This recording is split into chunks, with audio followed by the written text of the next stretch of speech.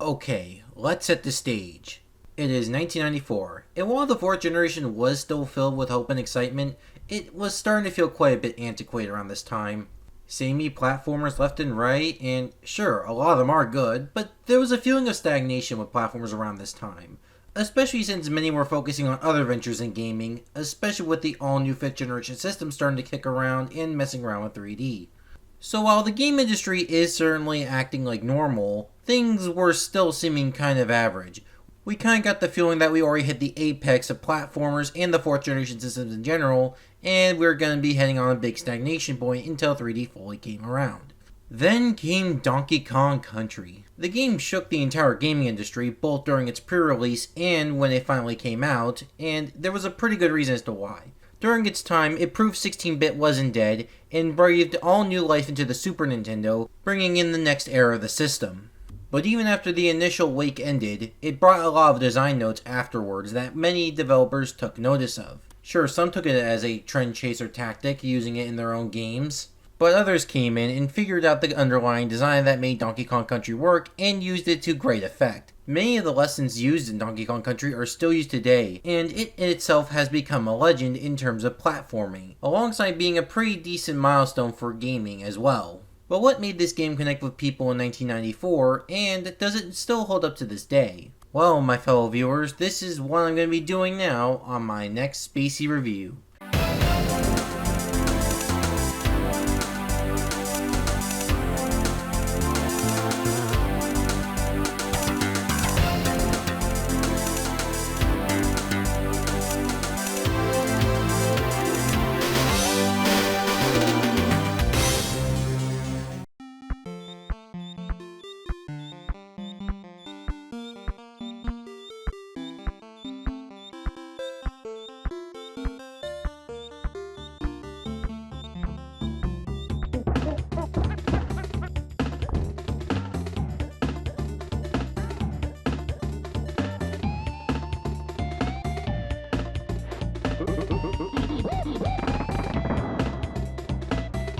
What's up guys, Spacey here, and after reviewing a bunch of games that I don't really care about or I find to be rather interesting more than anything else, I've realized I've kind of been losing sight of my focus as a creator, and now, more than ever, I feel reviewing something I not only like, but love, and feel lots of passion about too. So let's talk about Donkey Kong Country.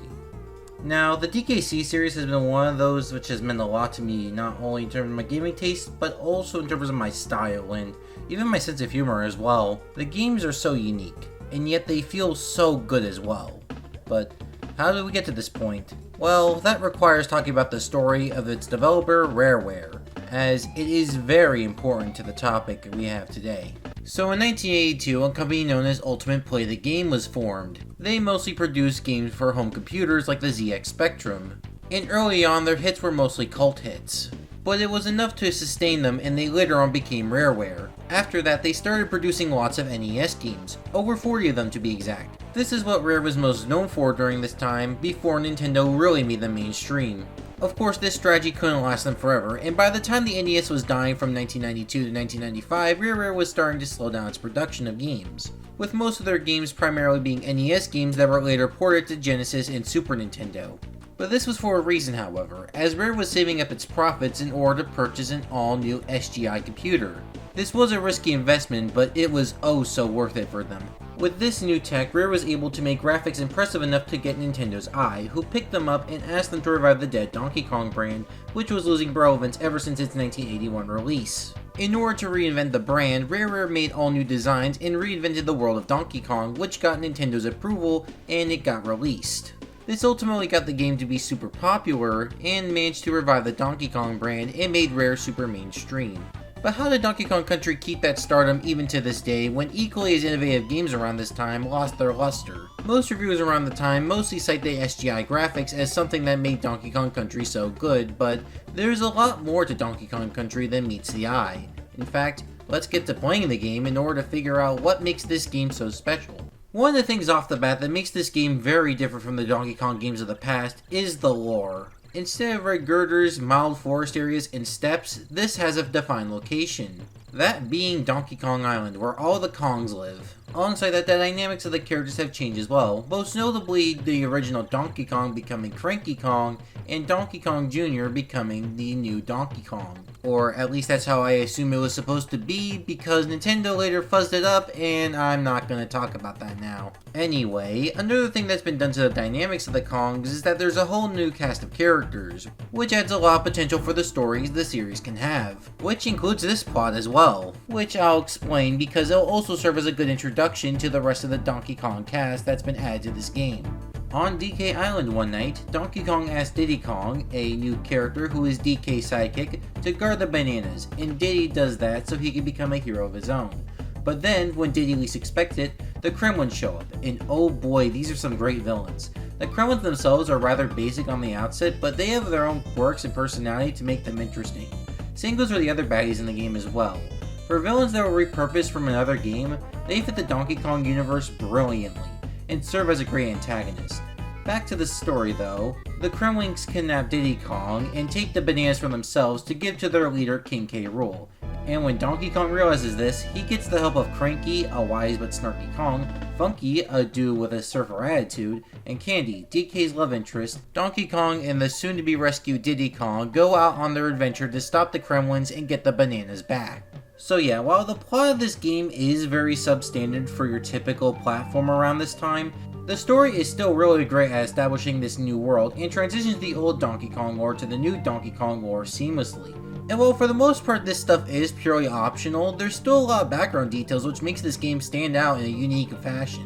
One of the biggest examples of this is in the first level, where there's a giant cave, and when you go in that cave, you actually figure out the plot of this game. Sure, it's truncated and you don't know much about the details, but at the very least gives you a good idea of what your goal is in the game. Another example of how Rare cared about the details has to do with the characters. Now while platformers around this time had characters, most of them were kinda basic. I mean, you had your main characters, and you also had your main villain, and if your game was applicable for it, you also had a Triad Wife Princess, but there really wasn't that many other characters outside of that you can interact with. And if there was characters, they often just explain game mechanics in a very dry and stilted manner.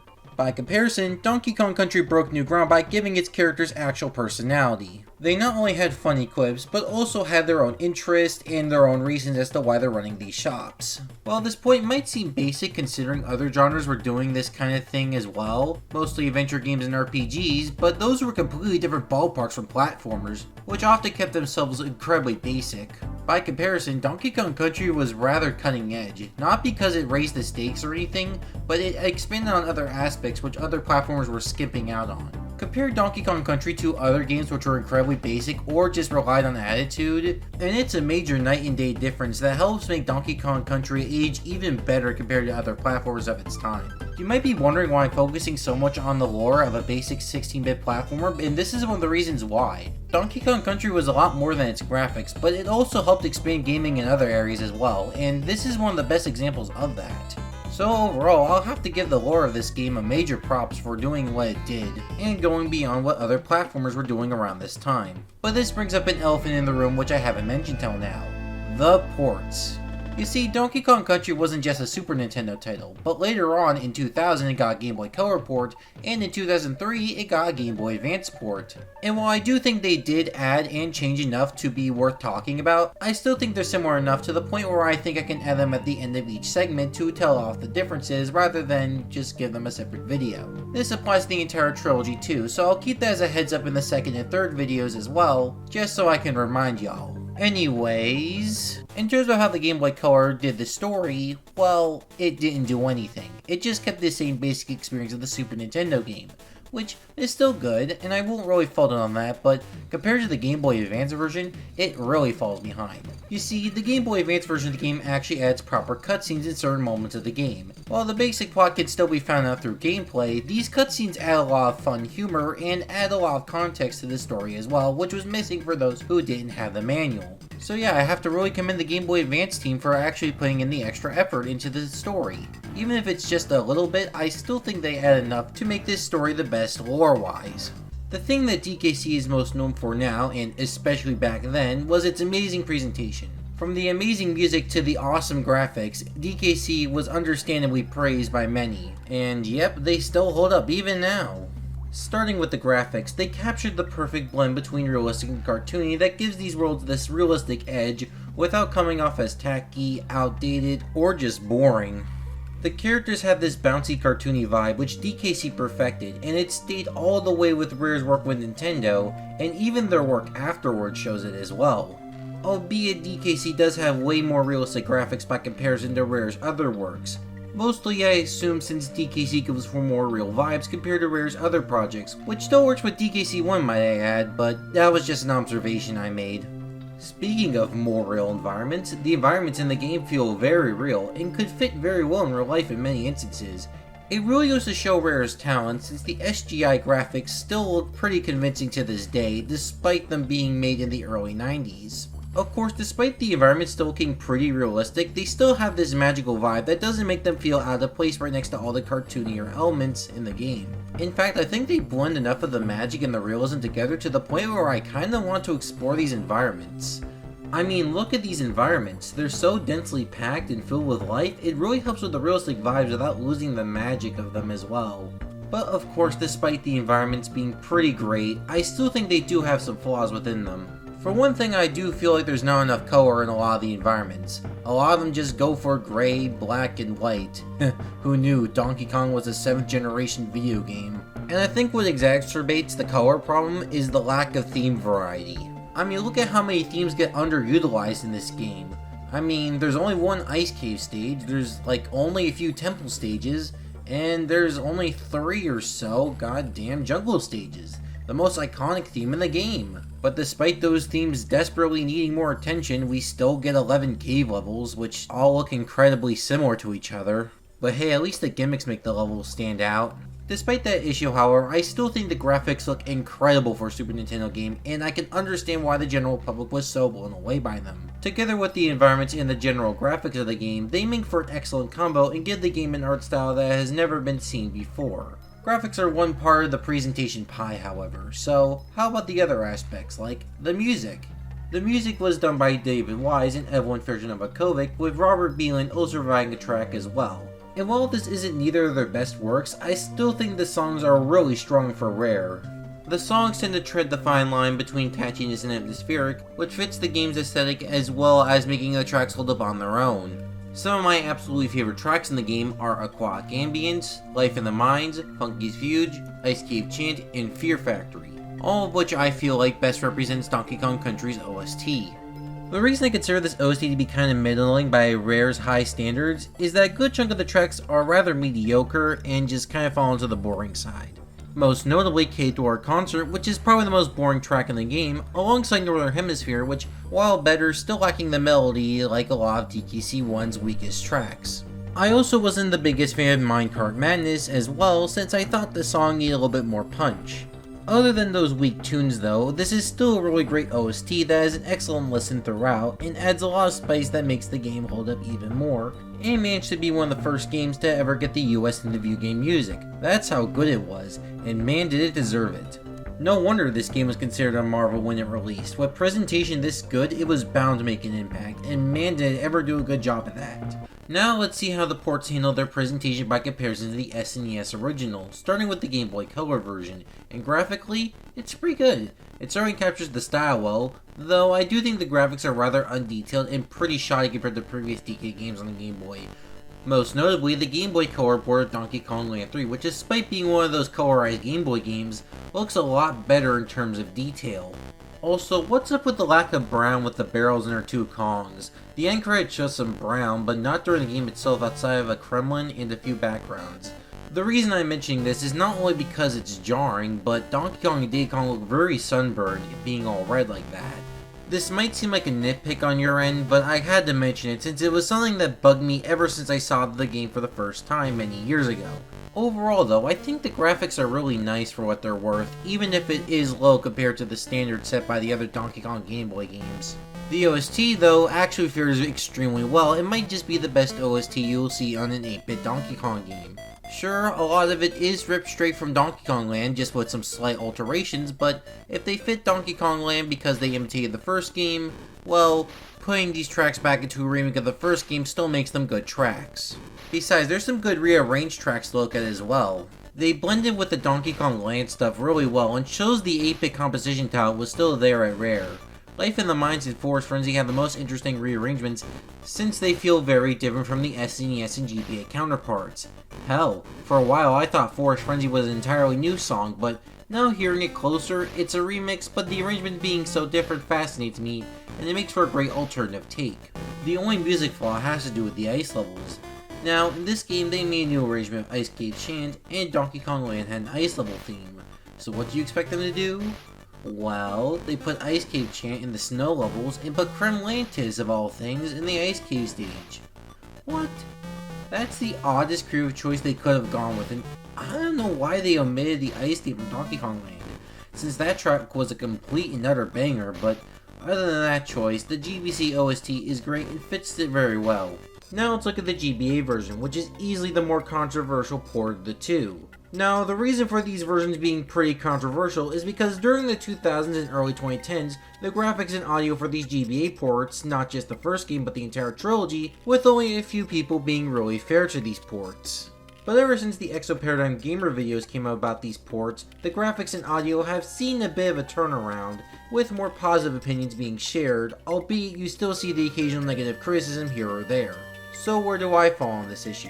Well, for the first Game Boy Advance port, it really is something. First off, the graphics really do look different, having smaller, more saturated look, and while this could look at times, I still think they represent the game well, and there is no loss in detail or animation, unlike a lot of other GBA ports which had that issue. And while I will confess that the saturation does kinda hinder the graphics, it is not that bad, and I think it could easily be looked past if you have a fair and open mind. Hell, unlike the GBC version, I can't really nitpick the graphics that much, so that's nice as well. Next is the music, and this might be an extreme hot take here, but I actually think it sounds pretty good, sometimes even great even.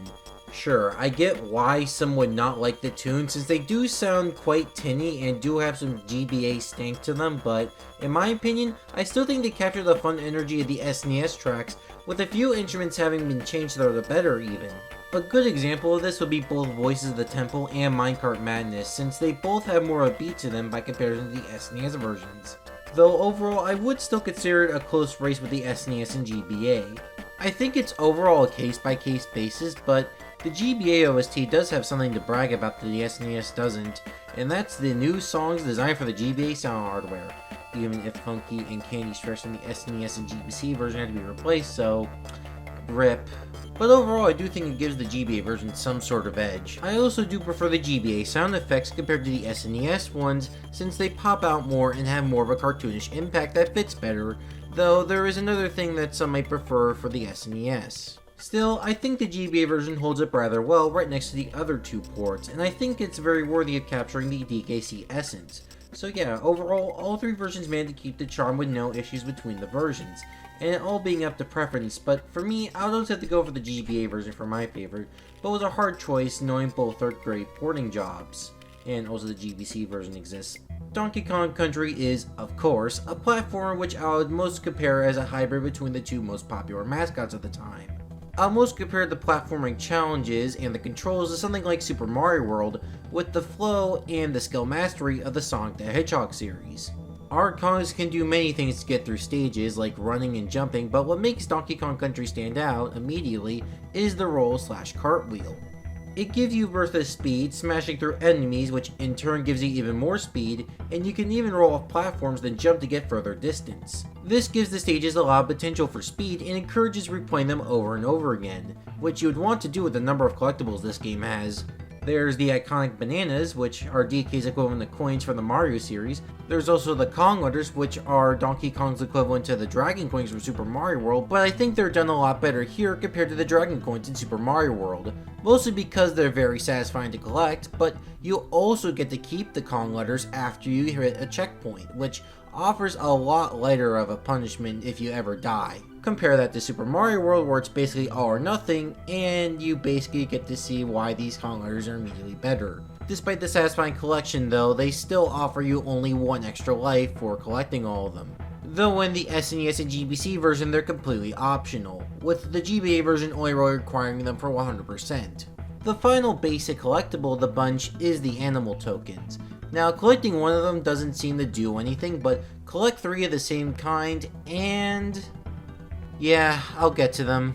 But the thing that makes DKC stand out are the bonus stages. While games beforehand had their secrets occasionally, Donkey Kong Country 1 was one of the first games to fully integrate them into the game design, giving you lives and other goodies if you complete a simple minigame.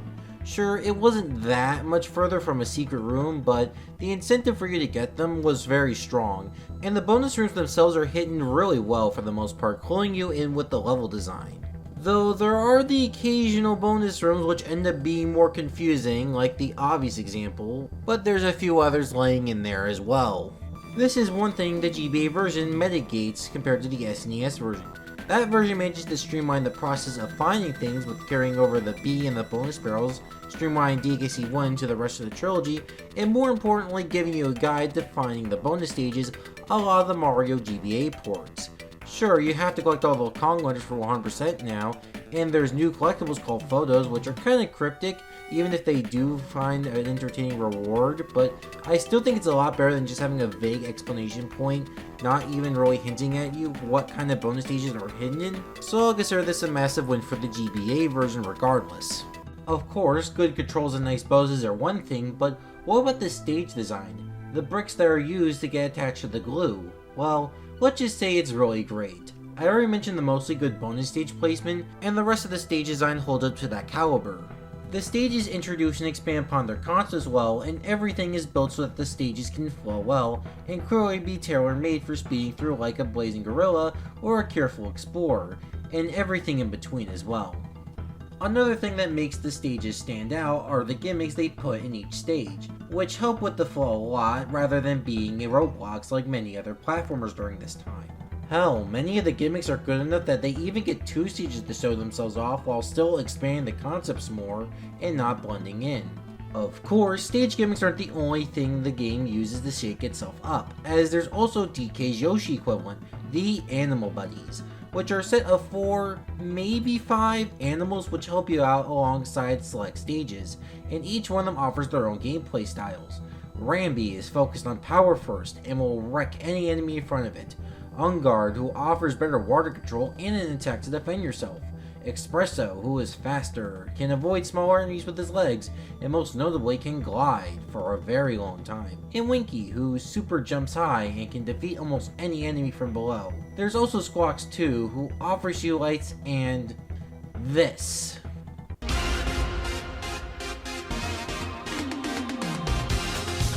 Okay, let's dodge that subject matter, but yeah, the animal buddies in this game are great, and are worthwhile to search for since they help you out alongside gathering variety and freshening up DKC's gameplay loop, preventing the game from getting boring and...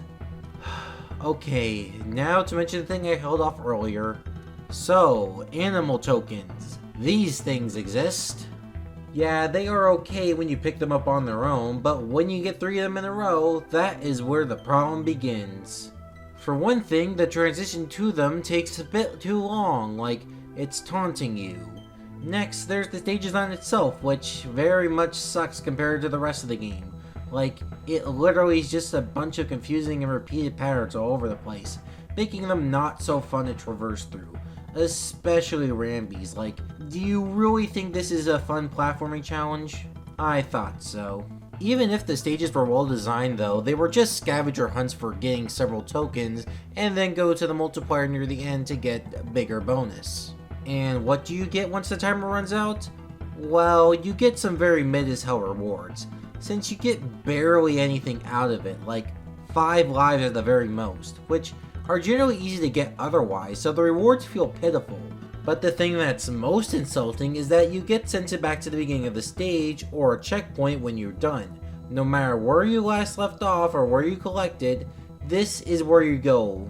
This feels more like a punishment than a reward, since many of the stages can be grueling to get past, and I have to do them all over again, all because you got rewarded with a stupid bonus stage, which only really offers you chump change, or as Donkey Kong will probably put it, chimp change, ends up being one of the biggest fuck you moments in any video game ever.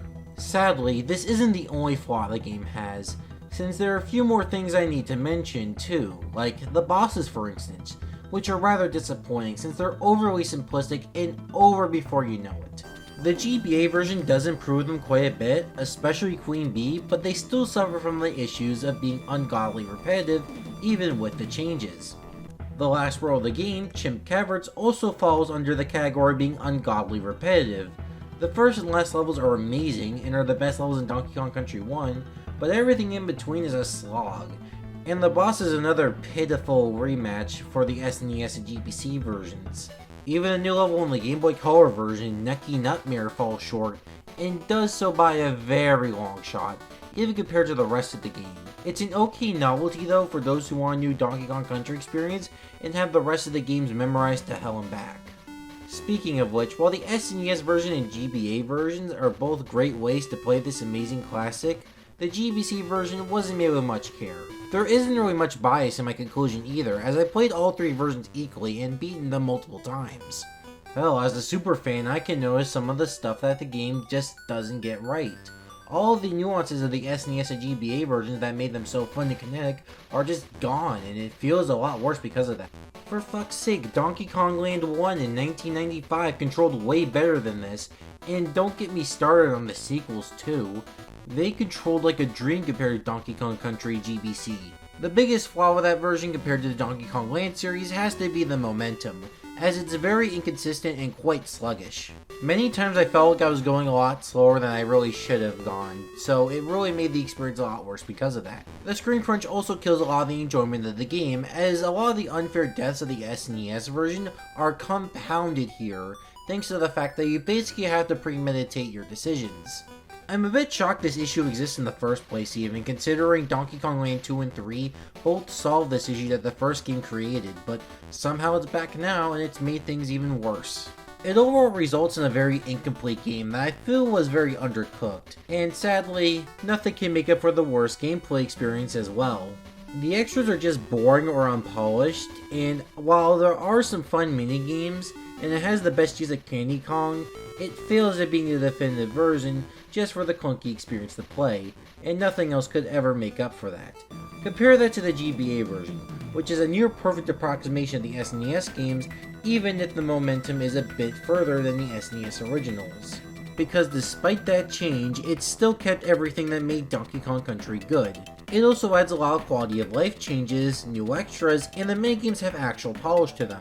If you want to play Donkey Kong Country on the Game Boy Advance, it's just as good as the SNES versions, and dare I say I think it's the best version of the game, especially to those who are more willing to explore, or ones that just up the experience from the original SNES standards like the saving system. Which, while they weren't bad in the original, you could easily tell that they were dated design choices even a few years later. I mean, look at how far you have to go in Gorilla Glacier just to have some sense of relief. Thank the Lord for Virtual Console and Super Nintendo Online. Even if you disagree with me with the quality of the port, we can at least compromise and still say it's top tier in terms of 16-bit to GBA conversions that were all over the place in the GBA sphere. Oh, I bet we can also compromise that this version's better than the GBC version by a long shot. Sorry, GBC fans. So yeah, that's how I feel about the ports in comparison to the original. I still think the ports still couldn't beat the original in certain aspects, but they still offer up their own unique experiences, even the Game Boy Color version. But yeah, I'm starting to get really derailed now, so let's get back on track. Point is, Donkey Kong Country has some flaws that make it my least favorite of the original trilogy. Of course, that doesn't really detract from the quality of the game that much, as the flaws I tend to have are very tiny in comparison to what most people will probably experience. But I still think as a hardcore fan, I still need to pick my favorite child. And when it comes to the original, it really becomes super weak when you realize the sequels raise the bar so much higher that it makes the first game look way weaker in comparison. Sure, it did start it all, and it certainly does keep to the high quality standard of the DKC series, but I feel it's all up to personal preference to see which ones are your favorite and least favorites. And it just so happens that this ends up being my least favorite. Of course, I could imagine a casual fan seeing some flaws with DKC 1 as well, but with the passion of being a big fan, it will impact opinions to a heavy degree. That's because if you look at the game on its own, with none of the context, it's still a great game and it holds up wonderfully today. It's crunchy, kinetic, and fun for normal players, speedrunners, and completionists. people still find it a special game even with the improvements to the formula DKC 2 and 3 made, because Donkey Kong Country 1 perfectly meshed the best of 2D platformers of the 16-bit era into something awesome, and had its own cutting-edge spin on the toppings as well, which many platformers of the era really missed the mark on. That was why DKC changed the industry. It really did set the bar a lot higher, and it made it a lot harder to get into the platforming scene without coming off as a knockoff. And I really think Donkey Kong Country really shows off its quality in the final boss, which we'll get to right now. But first, a spoiler warning for those who care, which, knowing how widespread this game is, feels unnecessary, but it's there for those who complain about it otherwise, so let's cue that. Ready? Let's get back to the review. So, when the Kongs finally tear through the main 6 worlds of the game, they reach Gangplank Galleon, ran by the cruel King K. Rool, and man, is he a fun final boss. Unlike the bosses beforehand, he has a unique and dynamic pattern which shifts between the phases, which while it may not seem like much, it's hella impressive by DKC1 boss standards no matter the version. What also helps is the presentation of the fight, the ship being far away from Donkey Kong Island, showing how this is truly the final confrontation. King K. Rool's expressive personality make him pretty fun to fight as he gets more and more desperate, and the music, which while I think it's a tad overrated compared to what people say, I understand where they're coming from because the music really shows how both serious and goofy the boss is, and sets the tone perfectly. And it also has that Rise Star final boss effect, where the theme gets more goofy by the time King K. Rool gets desperate, which is something that the trilogy hasn't really done since, and despite overall having better fights. But the true thing that makes this first game stand out with its battle is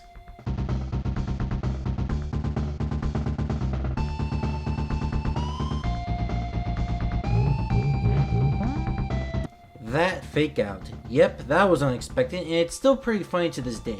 This was likely my first exposure to meta humor, and it left a major mark on me, considering my love for fourth wall and meta humor. Call me irony pose or loving irony stuff too much, but it's still pretty funny to this day. I mean, I can at least explain why it's good, unlike those Marvel consumers who think fourth wall and meta is 10 out of 10 comedy all the time. So let me explain to you why this works. First off, this is a surprise. This game isn't spamming you with meta humor all the time. Sure, Cranky Kong exists, but he's still a pretty minor part of the meta humor sauce. And even then, you wouldn't expect a final boss like King K. Rool to pull it, so when he does pull it, oh boy, it really works. It also keeps a pretty consistent tone because King K. Rool is also a pretty funny villain. He's rather goofy and comedic, which makes this rarely work out. If he were a more serious threat, I could imagine this would be a lot more off-putting, but since he's very goofy, I can let it slide. So yeah, that's all I really have to mention about this boss, so let's beam him up and let's see the ending. And what's nice about the GBA version is that it adds an extra ending cutscene, which gives us some great humor and teasing the sequel of the game, compared to the generic congratulations screen of the SNES and GBC versions, which feel more like something you would see out of the NES game, despite how modern this game is compared to a lot of other games around this time. But what mostly makes up for that in the SNES and GBC versions is seeing the cave fully restored. It gives off some great pathos to the adventure, and it really ends it off on a great note. But despite which ending you get, you'll get to see the best part of the credits, the enemy roll. Except for you're in the Game Boy Color version, because that is uncool. Or you could consider it horrific if you really are terrified of the idea of Donkey Kong escaping the Game Boy screen and, I don't know, killing you. Back to the enemy roll though, and I would consider this probably one of the best implementations of the enemy roll in the entire gaming industry. It's already one of my favorite tropes, and this game does it pretty well. Every enemy and friend in the game has a name, and in the Game Boy Advance version you even get to see cool animations with them, which I think adds a lot of personality to the ending sequence. The SNES version though isn't leaving empty-handed though, as it has some of the most soulful endings a rare game could ever have. Not only do we have Donkey Kong and Diddy Kong just playing around, which, now that I really think about it, none of the characters really do play around that much in the entire trilogy or the entire series. It's really exclusive to this game, which in a way kinda makes it special. I really do hope they return to that though. But we not only have that, but we also have Cranky Kong's cool inside joke about completing the game in under an hour, which I'd honestly consider the best moment Cranky's ever really had, and probably the most soulful thing Rare could ever do, just teasing the player about stupid challenges like that. Doesn't mean you should do them though, but it's pretty funny overall. And that just ends up concluding DKC1. Sure, it's a pretty humble ending, but I certainly think it adds a lot of charm to it. Some of the later games certainly do top this in terms of scale, but in terms of being a simple, fun ending, I think DKC1 does it perfectly well. Which, for the first game in an all-new sub-series, is certainly an important thing to make. And I'm glad the game stuck the landing when it certainly had to. So, what made Donkey Kong Country so popular to the point where many things came in its wake? Well, it was many things. It was the jaw-dropping graphics. It was ahead of its time music. It was the personality that was so loud you couldn't miss it, alongside making a standard with its wonderful cast. And it mixed the best of 2D platformers before it, and made it into its own perfect mix of exploration and speed that no other else could rival. Sure, DKC1 has some flaws, but that's only when you compare it to its sequels, which means a lot for me and other diehards, but to casuals of the series and normal gamers, Donkey Kong Country looks near perfect to both the people back in 1994 and even now. So despite the formula not being perfected yet, DKC is still an excellent game on its own, and on my rating scale, this game gets an 8.5 out of 10 for its sheer innovation while still being a kick-ass game worth everyone's time. As for which to play it, well, all three options are not bad, but SNES and GBA win out by a long shot since the GBC version is just messy and unpolished even compared to its 8-bit legacy. That narrows it down to the SNES and GBA. If for all it's worth, I think it just depends on what you want. If you want normal graphics, more music quality, and the DKC controls that are most pure, alongside having the most modern options, you should go for SNES. For the quality of life improvements and extra content, go for Game Boy Advance. But no matter which of the two you choose, the crunchy DKC core is still there for you to enjoy. So just go play it. Do it and enjoy one of gaming's best masterpieces. But now that Rare started with not only a banger game that's making bank, but also a successful relationship with Nintendo, where does Rare go next? Well, you go beyond what DKC1 had. Not just fixing flaws, but adding so much more to make the game better. Way better. So much better that it makes for a game that you could go beyond 16-bit and comparable with the 5th gen powerhouses of the 32-bit era. Next time, I'll cover my second favorite game of all time, Donkey Kong Country 2, which will be the second part of a 3-part Donkey Kong Country trilogy review series.